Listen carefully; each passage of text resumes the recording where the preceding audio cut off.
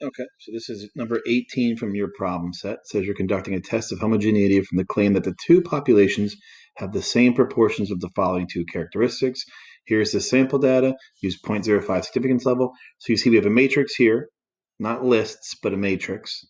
So I'm going to put these four things into my matrix. So if you go to second matrix, notice I already have two in there.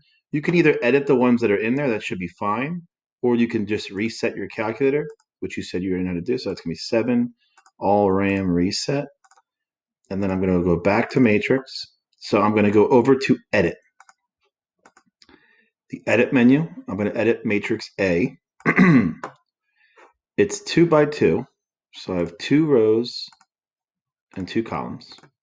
I'm just going to put the data in the way it's written. 22, 77, 50, and 40. Once it's entered that way, I'm going to go to my stat menu, over to my tests, and up to the chi-square test.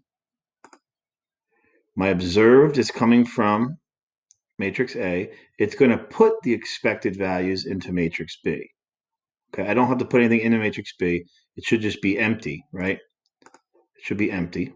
So when I go to stat, I'm going to go to there's chi-squared. I'm going to put the expected in the B, and I'm going to hit calculate. So my chi-square test statistic is going to be 22.21. And my degrees of freedom is going to be 1 because there's 2 categories. Degrees of freedom is always 1 less than the number of categories.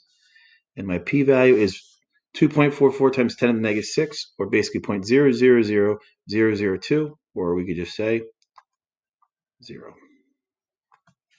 Okay, and then you can go from there with those numbers.